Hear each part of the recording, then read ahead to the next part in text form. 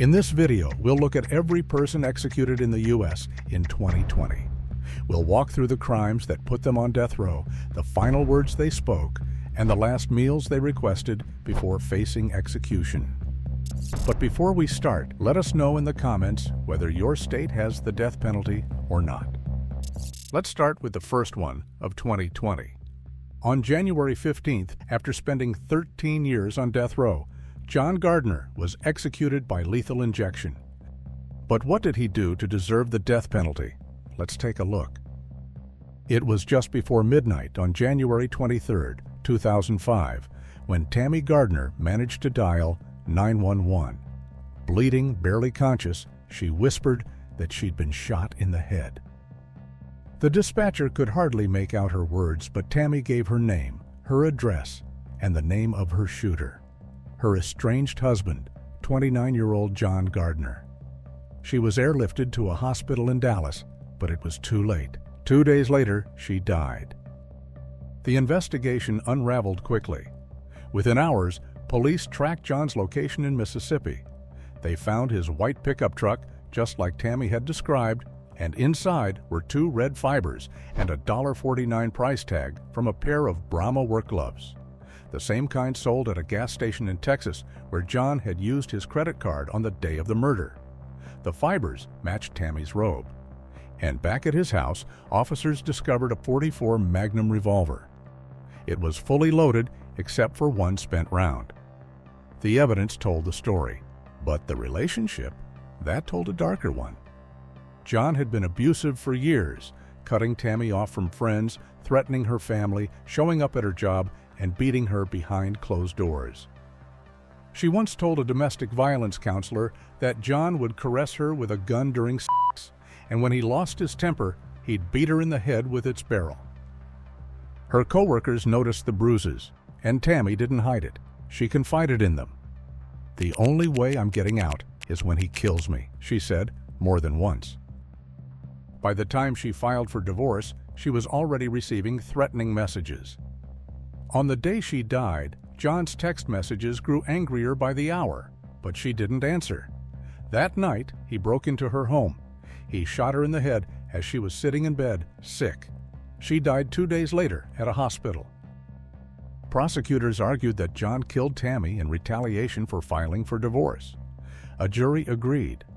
They also heard testimony about his past: 5 marriages, sexual offenses, child abuse, and another woman, his second wife, Rhoda, whom he had shot in the face when she was pregnant. She survived for a time but died from complications during surgery. John was sentenced to death in 2006. By the time his execution date arrived, Texas had already ended the tradition of special last meals.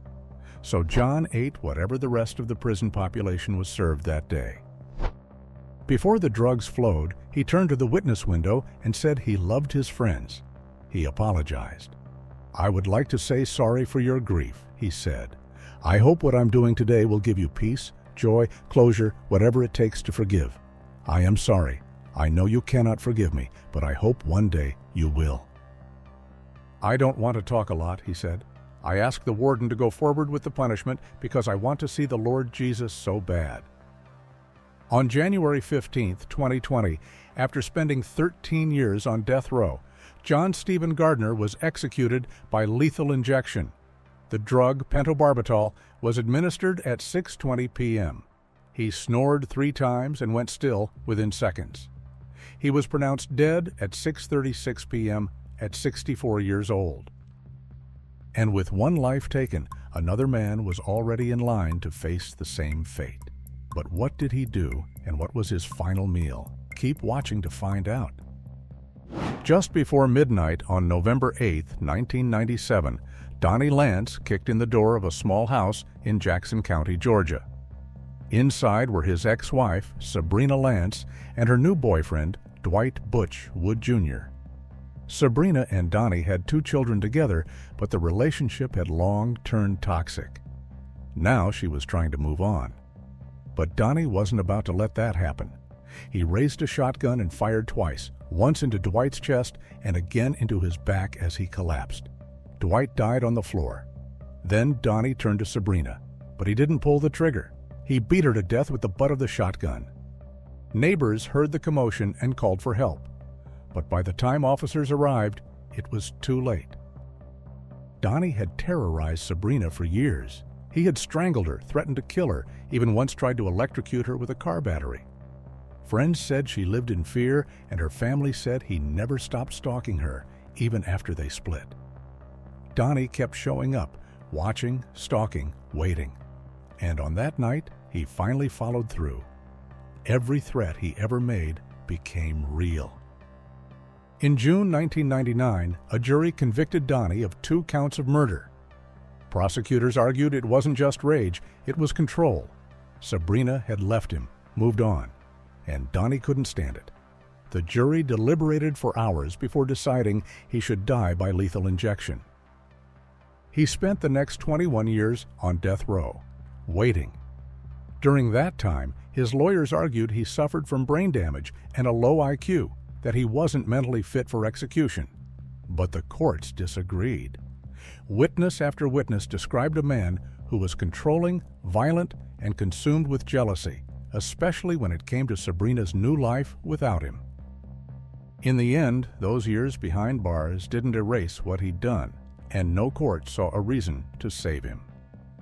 On the evening of January 29, 2020, Donnie declined a final prayer. When asked if he had anything to say, he answered with a single word: no. His last meal was 2 chili steak burgers, French fries, onion rings, mustard, ketchup, and a soda. The lethal dose of pentobarbital was administered at 9 p.m. Donnie Lance was pronounced dead at 9:05 p.m. He was 66 years old. The next execution was carried out in February. Let's take a look. On August 4, 2002, Abel Ochoa sat in the backyard of his Dallas home, a crack pipe in hand. He hadn't used in over a week, and the withdrawal was gnawing at him. Desperate and unraveling, he begged his wife, Cecilia, to drive him to get more, and she said yes. They left together, bought the drugs, came home, and Abel got high. Then, without a word, he walked inside, grabbed a 9mm handgun, and opened fire on his own family. In just a matter of minutes, 4 people were dead. His wife, Cecilia, their baby, Anahi, Cecilia's father, Bartolo Alvarado, and her teenage sister, Jacqueline. Only one person survived, Alma, another sister, who was left badly wounded. But Abel wasn't finished. After the first magazine emptied, he reloaded. When his 7-year-old daughter Crystal tried to run, he chased her down and shot her too. No one in that home was safe. Police caught him later that day at a shopping center ATM. He confessed quickly, telling officers he knew his wife wouldn't give him more money, so he killed them all instead. The jury didn't hesitate, and he was sentenced to death. On February 6, 2020, at 6:25 p.m., after spending 17 years on death row, Abel received a lethal dose of pentobarbital. Just before his execution, he apologized. He turned to his wife's relatives behind the glass and said, "I love y'all. I want to thank you for forgiving me." He did not receive a special final meal. He simply closed his eyes, and 23 minutes later, at 6:48 p.m., he was pronounced dead. Abel Ochoa was 47 years old. But if you thought this was shocking, you won't believe what the next death row inmate did. On November 8, 1979, 18-year-old Nicholas Sutton walked into the Morristown Police Department and told officers his grandmother, 58-year-old Dorothy Sutton, had vanished. He said she left a few days earlier with an unknown man and never came back. But inside her house, police found blood on the walls, the floor, and the carpet. They arrested Nicholas on the spot. Days later, he confessed to throwing her body into the Nolichucky River tied to a cinder block. Dorothy meant well. She had taken him in after Nicholas's father, a mentally ill alcoholic, died. Dorothy, a retired school teacher with a kind heart, opened her home to him and tried to help. But Nicholas repaid her with violence, beating her in the head and then drowning her. And that wasn't the end of it. After his arrest, Nicholas admitted to killing 2 more people. One of them was his own friend, John Michael Large. John thought he was meeting Nicholas at a remote barn in North Carolina to settle something over drug money. But it turned into a fight. Nicholas wrapped a dog chain around John's neck and strangled him. Then, in a brutal final act, he shoved a stick down his throat and buried him in a shallow grave behind the barn. The second victim was Charles Alman, a contractor from Knoxville. Nicholas said he shot Charles and dumped the body in a rock quarry where it remained hidden and forgotten until 1980. By the time he turned 19, Nicholas had been convicted of 3 murders and he was sentenced to life in prison, but that still wasn't where the story ended. In 1985, inside Tennessee's Morgan County Prison, Nicholas and 3 other inmates stabbed Carl Estep 38 times in a drug dispute. Carl had threatened to kill him, so Nicholas decided to attack first. This time, however, there were witnesses. He was convicted of first-degree murder and sentenced to death. By this time, he was 24 years old. Over the next 3 decades, Nicholas changed. He became a model inmate, converted to Christianity, and even saved the lives of prison guards during riots. He comforted dying inmates, but it all was too little too late. When his time came, Nicholas chose the electric chair over lethal injection. For his last meal, he asked for fried pork chops, mashed potatoes with gravy, and a peach pie with vanilla ice cream. He took communion and then gave his final words, "I'm just grateful to be a servant of God." On February 20th, 2020, after 34 years on death row, the electric chair ended his sentence in Tennessee. He was pronounced dead at 7:26 p.m. Nicholas Sutton was 58 years old. Don't click away now, because you don't want to miss the next one. On June 17, 2004, 4 Birmingham police officers arrived at a small apartment on 18th Street to serve a warrant. Inside was Nathaniel Woods, a 27-year-old man with a minor record and an outstanding misdemeanor. Officers found him inside what they described as a crack house, along with another man, Kerry Spencer.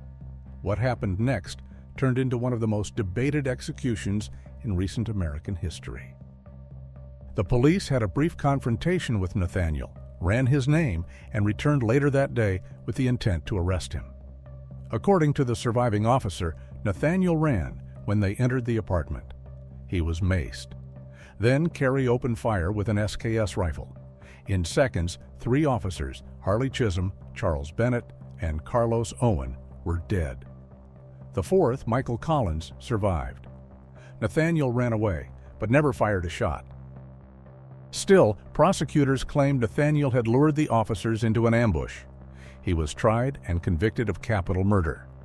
Kerry, who admitted to the shooting, insisted Nathaniel had nothing to do with it. "Nate is absolutely innocent," he wrote. "That man didn't know I was going to shoot anybody." But the jury didn't see it that way. They voted 10-2 for the death penalty. In Alabama, that was enough. The appeals dragged on for years. Civil rights leaders like Martin Luther King III called for clemency. Kim Kardashian joined the outcry. Even one of the murdered officer's sisters publicly asked the governor to spare his life. But Alabama Governor Kay Ivey denied the request, and the sentence stood. For his last meal, he ordered sweet potatoes, spinach, chicken patties, chicken leg quarters, cooked apples, fries, 2 oranges, and an orange-flavored drink. He only took 1 bite. He declined to make a final statement. On March 5, 2020, after spending 14 years on death row, Nathaniel Woods was executed by lethal injection. The drugs entered his body at 8:38 p.m., and he was pronounced dead at 9:01 p.m. He was 43 years old. What do you think about this case? Did he deserve to die for what happened? All right, let's continue with the next case, as Walter Barton got executed next, but what did he do to deserve the death penalty? On October 9, 1991, 81-year-old Gladys Quayler was found brutally murdered inside her mobile home in Ozark, Missouri. She ran the Riverview Mobile Home Park where she lived alone and was well known to her neighbors and tenants, many of whom she helped with food or money when they struggled. But that afternoon, her granddaughter arrived and found Gladys dead in the bedroom. She had been stabbed more than 50 times. The attack was frenzied, personal, and overwhelming. That same day, 35-year-old Walter Barton was also at the trailer park. He'd been helping a neighbor and later said he came with the victim's granddaughter to check on Gladys after she stopped answering her phone.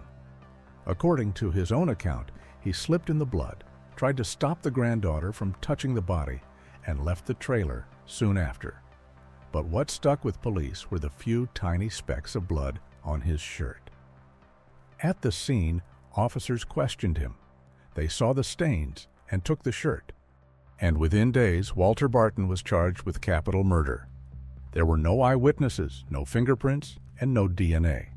The state's case hung almost entirely on those blood specks, 5 small stains, and on the words of a jailhouse informant who claimed Walter confessed in lockup.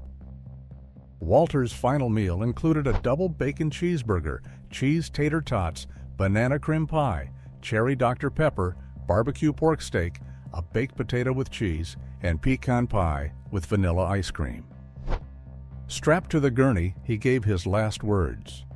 "I, Walter Archie Barton, am innocent, and the state of Missouri is executing an innocent man." On May 19, 2020, after spending 26 years on death row, a lethal injection ended his life at 6:10 p.m. Walter Barton was 64 years old. But if you think that was bad, you haven't seen what's coming. On the morning of June 14, 1993, Billy Wardlow stood on Carl Cole's porch in rural northeast Texas, trying to pull off a plan that never stood a chance. He was 18, freshly armed with a stolen gun, and convinced that stealing an old man's truck could fix everything. Montana waited, he thought. A clean slate, new names, no more beatings, no more dead-end trailers or sleepless nights. Just him, his girlfriend Tanya, and the Silverado he wanted to steal. Carl, 82, answered the door. Billy asked to borrow the phone, and Carl passed one through the doorframe. Billy raised it to his ear and pretended to dial, but he wasn't calling anyone. When Carl tried to shut the door, something changed. Maybe he saw something in Billy's eyes. Maybe instinct kicked in. The old man didn't back down. He fought. He reached for Billy's arm, shoved him backward, and tried to wrestle the gun away. That's when Billy panicked and pulled the trigger. One shot, to the head. Carl dropped right there in the doorway. The fight was over in seconds. Afterwards, Billy didn't search the house or take the truck. He just ran. 2 days later, police caught him and Tanya in South Dakota. At the county jail, Billy tried to hang himself with his own clothes and threatened guards. A sheriff told him to write it out. Let the guilt bleed onto paper. And if it helped, flush it. But Billy didn't flush it. He handed the letter over, and it became the confession prosecutors would quote for the next 25 years. In the letter, he wrote that Carl pissed him off, that he shot him like an executioner, that it was easy and it didn't bother him. But even Billy later admitted the letter wasn't true, not entirely. He shot Carl because he got scared, but the jury didn't see a scared kid. They saw a liar, a killer. That, paired with his outbursts in jail, sealed the sentence. Death. Danielle Allen, a 51-year-old anti-death penalty activist, began writing to Billy in 2015. By 2017, they were engaged. Though the wedding was postponed due to the pandemic, her support never wavered. Despite his conviction, Danielle insisted, he's not a monster, even though he may have committed murder. Of all the men she's met on death row, she said, Billy was different. Billy wasn't allowed a special last meal, and he didn't speak before they injected the drug. A few weeks earlier, he'd written to the parole board calling himself a scared boy who made poor choices. At 6:28 p.m. on July 8, 2020, after spending 25 years on death row, Billy Joe Wardlow received a lethal dose of pentobarbital. He was pronounced dead at 6:52 p.m. He was 45 years old. Up next, we have the first federal execution in almost 20 years, so keep watching.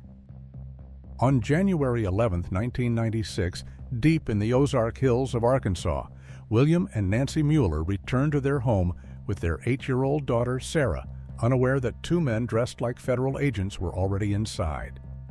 Daniel Lewis Lee and Chevy Kehoe weren't there to serve warrants. They had come for cash, gold, and guns and didn't plan to leave witnesses. Daniel and Chevy overpowered the family, zip-tied them, and interrogated Nancy's daughter with a cattle prod, demanding to know where the valuables were hidden. They ransacked the house and walked away with roughly $80,000 in cash, gold, and firearms. But they weren't done just yet. The couple and their child were all stunned with a taser, then had plastic bags pulled over their heads, duct taped tightly at the neck.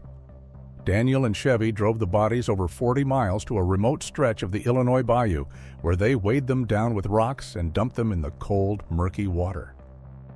By the time fishermen found the remains in Lake Dardanelle months later, Daniel had already fled back to Washington State, where the pair laid low in a motel with the stolen weapons and money. For Daniel, it wasn't his first taste of murder. Years earlier, he'd helped his cousin kill a man during a fight at a party. Now, he had helped kill an entire family, an 8-year-old girl included, because they stood in the way of a white supremacist fantasy. He got a few $1,000s and a pistol for his part. Daniel was arrested in 1997 and spent over 2 decades on federal death row. At some point before April 1996, Daniel lost his left eye, reportedly in a bar fight after using a racial slur against a Native American. On July 14, 2020, after a night of legal delays and last-minute appeals, he was strapped to a gurney in the federal execution chamber at Terre Haute. His final meal was never made public, but it's speculated to be regular prison food. When asked for final words, he insisted, "I didn't do it. I've made a lot of mistakes in my life, but I'm not a murderer. You're killing an innocent man." Then the drugs flowed. Daniel Lewis Lee was pronounced dead at 8:07 a.m. He was 47 years old. When the execution was over, the prison staff didn't have time to rest, as the life of Wesley Ira Purkey was already scheduled to end, just 2 days later, in the very same room. But what had he done, and what final meal did he choose? On the surface, it started like any other weekday. On January 22, 1998, 16-year-old Jennifer Long was walking near Kansas City when a man in a white pickup pulled up. He offered her a ride, a party, alcohol, and a few moments of escape. She agreed and got in the car. That man was Wesley Purkey. They stopped at a liquor store where he bought her gin, but when she asked to be let out, he pulled a boning knife from the glove box and told her no. Back at his Kansas home, he took her to the basement and raped her. Jennifer tried to run, but he stabbed her again and again in her chest, face, and neck until her body went still. Wesley then stuffed her body into a toolbox and left. Hours later, he was seen drinking at a bar. The next day, he bought an electric chainsaw, and for several days, he dismembered her. He burned what he could in a fireplace, then crushed what was left over of the bones. What didn't burn, he dumped in a septic pond outside Clearwater. He then had his stepchildren help him clean up the basement with bleach. After Jennifer failed to come home, her mother called the police, friends, and family, but no one had any information to her whereabouts. The police eventually listed her as a runaway, but the family was never convinced of this. 9 months later, Wesley struck again. This time, the victim was Mary Ruth Bales, an 80-year-old widow living with polio. On October 27, 1998, Wesley returned to her home after doing plumbing work there the day before. He was high on crack and accompanied by a prostitute. He carried a toolbox but didn't come to fix anything. He beat Mary to death with a claw hammer. Then he and the woman stayed for hours, smoking more crack and eating food from her kitchen. He came back the next day with gasoline, planning to burn the house to hide the crime, but neighbors spotted him and called the police. Wesley fled, but he didn't get far. Officers arrested him on October 30th. At first, he faced charges for Mary's murder alone. Then, behind bars, Wesley started talking. He wanted to be moved to federal prison. He offered up a second murder. He told detectives he'd taken a girl across state lines and described everything: the chainsaw, the fire, and the dumping of the remains in the pond. When asked who she was, he pointed to Jennifer in a photo lineup. In court, Wesley tried to change his story. He claimed that Jennifer had gone with him willingly, that he only lied to get the feds involved. But it didn't matter. The jury believed what they'd heard. On July 16, 2020, after nearly 2 decades on death row, Wesley Purkey was executed by lethal injection. He requested a pecan pie as his final meal, but asked to have it after the excruciating process had been carried out, a moment that never came. When asked for his final statement, he said, "I deeply regret the pain and suffering I caused to Jennifer's family. I am deeply sorry. I deeply regret the pain I caused to my daughter, who I love so very much. This sanitized murder really does not serve no purpose whatsoever." He was pronounced dead at 8:19 a.m. 1 day later, death row inmate Dustin Lee Honken was executed in the very same room. But what did he do? In the summer of 1993, in a quiet stretch of northern Iowa, 5 people simply vanished. A small-time meth dealer named Greg Nicholson, his girlfriend, Lori Duncan, her 2 young daughters, Candace, age 10, and Amber, just 6, and another man, Terry DeJeus. For years, there were no answers, no bodies, just cold silence and a trail that seemed to end in the woods outside Mason City. 23-year-old Dustin Honken was born and raised in Britt, Iowa, a small-town science geek with a gift for chemistry. He was clean-cut, book-smart, and outwardly polite, far from the image of a killer. But under the surface, he was cold, calculating, and deeply dangerous. He used his chemistry skills to cook meth and turned his quiet Midwest community into a drug distribution hub. He built a business on addiction, cash, and fear. His customers were mostly local dealers. Greg and Terry were 2 of his best. But when the DEA closed in and Greg flipped, Dustin didn't just get nervous, he got violent. He knew the case against him hinged on Greg's cooperation. And so, he made him disappear. On July 24, 1993, Dustin sent his girlfriend, Angela Johnson, into Greg's home pretending to be a lost salesperson. After she gained entry, she let Dustin inside, and together they forced Greg to record a statement saying Dustin was innocent. Then they took Greg, Lori, and her daughters out to a wooded area in rural Iowa.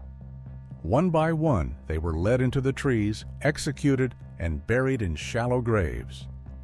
The youngest, Amber, was still in her pink nightgown.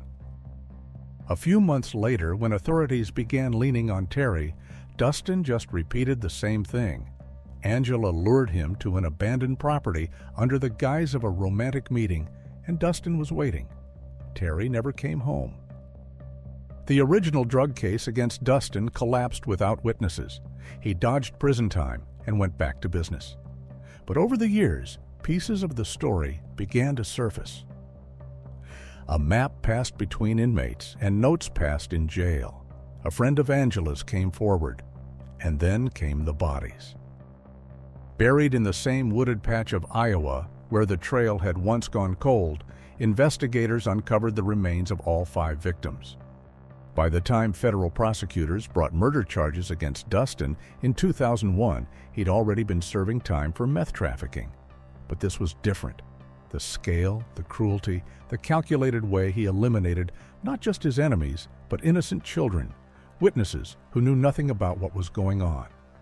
The jury listened to jailhouse informants, fellow inmates, and former friends. They heard Dustin compare killing someone to getting high. "Once you go a certain distance," he'd said on tape, "there ain't no turning back." He was convicted on all counts, 5 murders, 2 of them being children. In 2005, a federal judge handed down a death sentence. Dustin Honken became the first Iowan in decades to face federal execution. Over time, he tried to reshape his image, became a Catholic in prison, quoted poetry, and even wrote to religious leaders. But it all was too little, too late. His final meal was a $33 order from Pizza Hut. On July 17, 2020, after spending 15 years on death row, Dustin was led into the execution chamber at USP Terre Haute. His final words were a reciting of the poem Heaven, Heaven by Gerard Manley Hopkins. I have desired to go where springs not fail, to fields where flies no sharp and sided hail, and a few lilies blow. And I have asked to be where no storms come, where the green swell is in the havens dumb, and out of the swing of the sea. He then said, Hail Mary, Mother of God, pray for me, when the drugs were administered. He was pronounced dead at 3:36 p.m. What a story. Let's continue with the next one.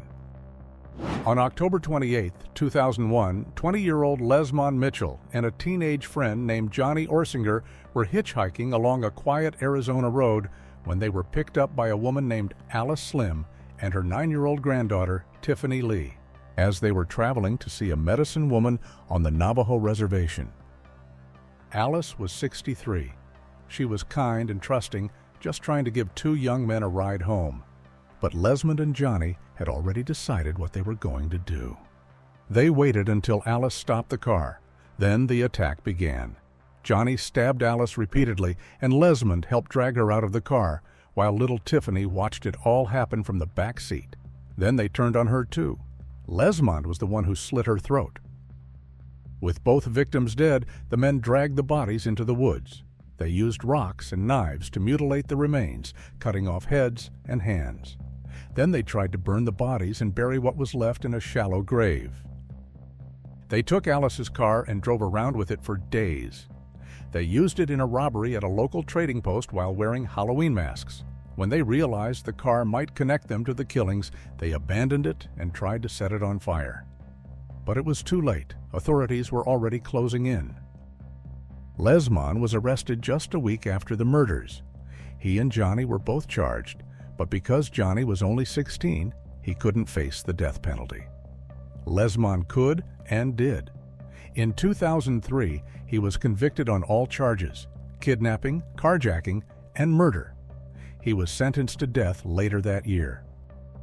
On August 26, 2020, after spending 17 years on death row, Lezmond was led into the federal death chamber at USP Terre Haute. When asked if he had any last words, he said, "No, I'm good." His final meal was never publicly disclosed. He was pronounced dead at 6:29 p.m. from a single dose of pentobarbital. He was gone, but the next man on the list, Keith Dwayne Nelson, had made his intentions clear long before he ever stepped foot on death row. In fact, his threat came years earlier, and when the time came, he followed through. On October 12, 1999, when Pamela Butler was just 10 years old, she'd spent the afternoon rollerblading outside her Kansas City home. It was an ordinary Tuesday, until Keith Dwayne Nelson pulled up in his white pickup truck and changed everything. Keith, who was 24, had been watching the neighborhood. He'd already told a coworker days earlier that he wanted to kidnap, rape, and kill a girl, and Pamela became his target. He grabbed her off the street right in front of her 11-year-old sister, Penny. As she screamed for help, Keith sped off, flipping her off from the driver's seat. Neighbors witnessed the abduction. Some even got his license plate, and within hours, the story hit local news stations. Keith didn't stop driving until he reached a wooded area behind a church in Grain Valley, Missouri. There, he stripped Pamela, raped her, and used a piece of wire to strangle her to death. He left her body in a shallow grave in the forest behind the church parking lot. 2 days after Pamela's abduction, Keith was spotted hiding under a bridge. He ran through a river trying to escape, but railroad workers caught him on the other side and held him until officers arrived. Someone asked him where Pamela was. On live television, Keith answered, "I know where she is, but I'm not going to tell you." The next day, police found her body. The coroner later confirmed she had been raped before her death, and Keith's DNA was found in her underwear. It was over. He was charged with interstate kidnapping resulting in death, a federal crime because he had taken Pamela across state lines. The trial took place in Missouri. In 2001, Keith pleaded guilty. The rape charge was dropped as part of the plea, but he still got the death penalty. On the afternoon of August 28, 18 years after he was sentenced to death, guards strapped Keith to a gurney. He refused a special last meal, and when asked for last words, he said nothing. 9 minutes after the injection began, he was declared dead at 4:32 p.m. The next execution was scheduled for September, and the death row inmate waiting was William Emmett LeCroy. Let's look at his crime and final moments. On the surface, Cherry Log, Georgia was quiet, small-town quiet. But on October 7, 2001, the kind of crime that haunts a place forever unfolded behind one of its doors. Inside her home that evening, 30-year-old nurse Joanne Teasler was getting ready for bed.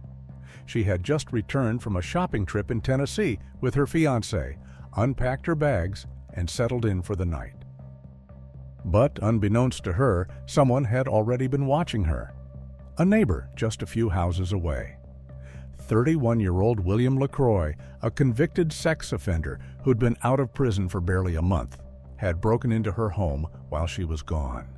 He brought cable ties, a knife, and a plan. William waited until Joanne walked through the front door.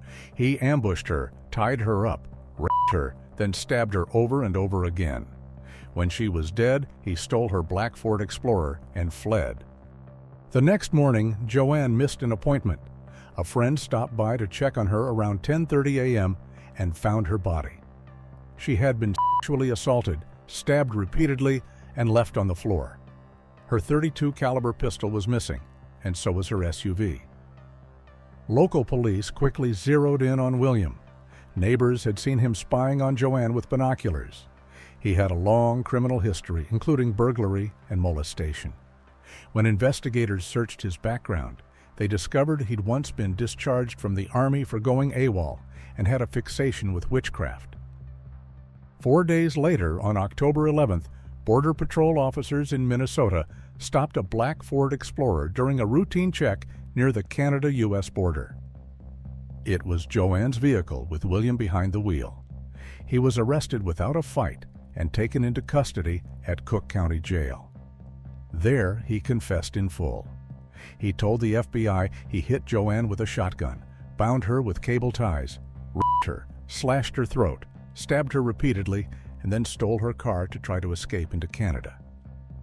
At one point, he claimed he thought Joanne was a babysitter from his past who had abused him, but the math didn't add up, since Joanne was younger than he was, so that excuse fell apart.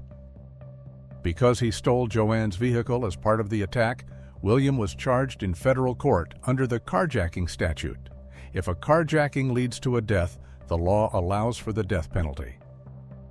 In March 2004, William was found guilty and sentenced to death.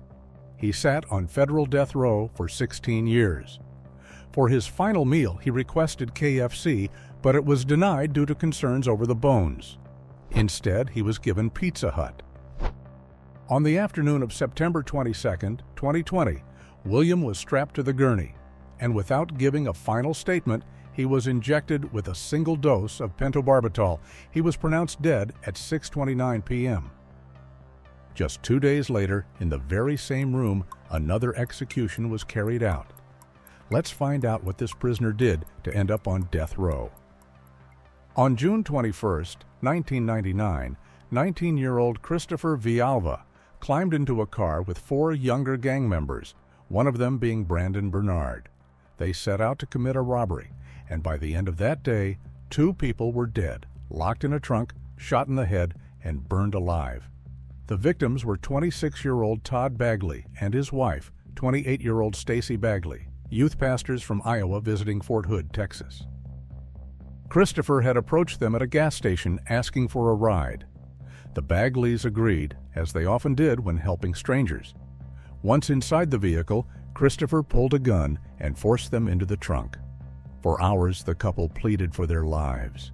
They sang "Jesus Loves Me" as Christopher, Brandon, and the others stole their wedding rings, withdrew cash from ATMs using their cards, and laughed about what they'd do next.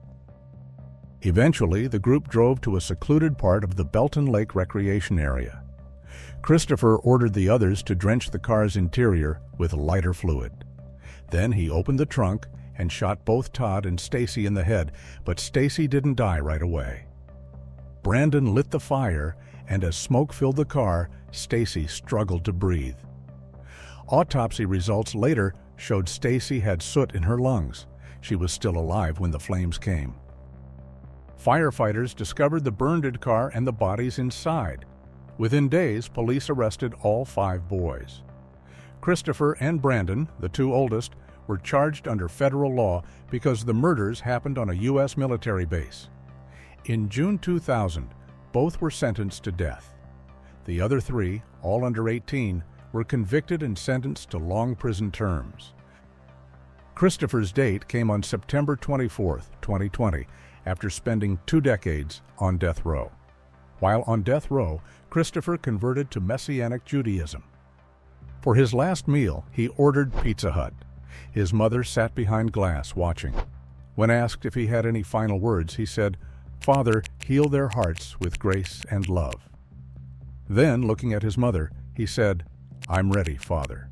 He was pronounced dead at 6:46 p.m. 2 months later, on December 10, 2020, Brandon Bernard ate his final meal, a meat lover's pizza and a brownie. He apologized before the drugs were administered. "I'm sorry," he said. "That's the only words I can say that completely capture how I feel now and how I felt that day." At 9:27 p.m., he was pronounced dead. Now, let's take a look at the execution that took place in November and dive into the horrendous crimes of Orlando Hall and his final moments. On the night of September 24, 1994, 16-year-old Lisa Renee locked herself inside her apartment in Arlington, Texas. Her brothers, Neil and Stanfield, had just ripped off a group of drug dealers in a botched marijuana deal. Hours later, 4 men showed up at her door. They weren't looking for money anymore. They wanted revenge, and Lisa would pay for what her brothers had done. The man leading that group was 23-year-old Orlando Hall. Alongside him were Bruce Webster, Demetrius Hall, and Stephen Beckley. The plan had been to catch Neil and Stanfield. Instead, they found Lisa, and she was home alone. She called 911. "They're trying to break down my door," she shouted. She didn't get to finish the call. The glass sliding door shattered, and the men dragged her away. They tied her up. They drove her across state lines to Pine Bluff, Arkansas.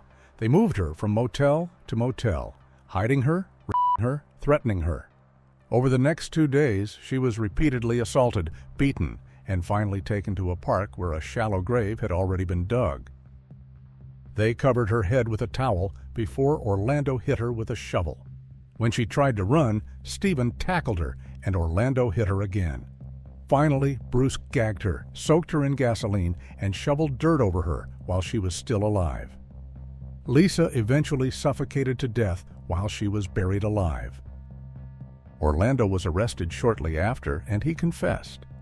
In 1995, he was found guilty of kidnapping, resulting in death, and sentenced to die.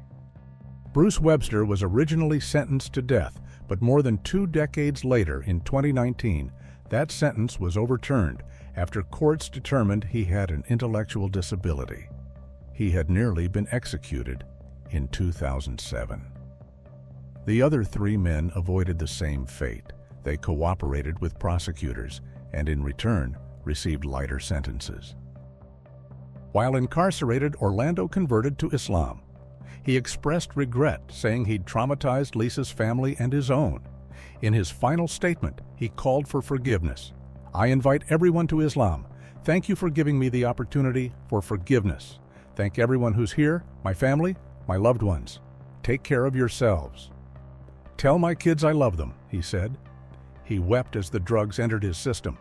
For his final meal, he had fried, barbecued, and baked chicken, along with pizza, brownies, sweet tea, milk, and vanilla pudding. On November 19, 2020, Orlando Hall was executed by lethal injection. He was pronounced dead at 11:47 p.m. He was 49 years old.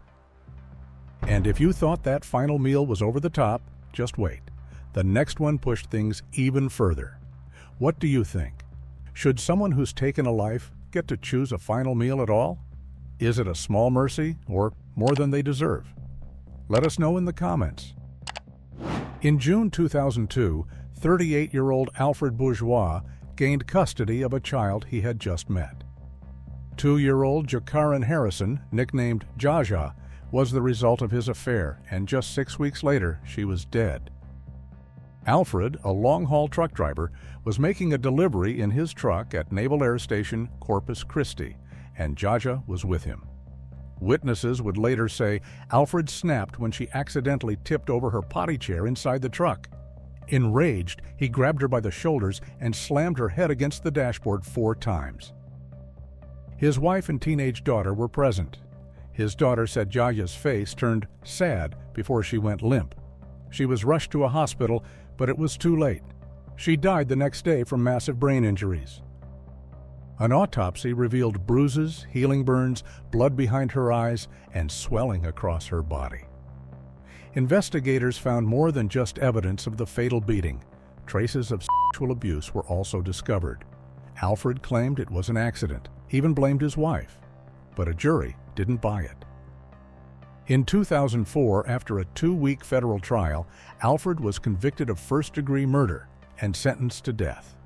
Witnesses at trial, many from his own family, spoke about his long history of violence. Some described him beating Jaja with belts and cords.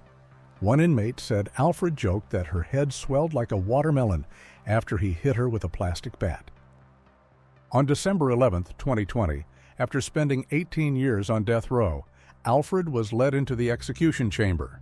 His final meal was a seafood spread from Red Lobster, stuffed mushrooms, fried shrimp, shrimp Alfredo, biscuits, and cheesecake. He offered no apology. Instead, he claimed he was framed. "I ask God to forgive all those who plotted and schemed against me and planted false evidence," he said. He added, "I did not commit this crime." 20 minutes later, he was dead, killed by a single dose of pentobarbital. He was 56 years old. That concludes all executions carried out in 2020. Which case shocked you the most? Let us know in the comments below.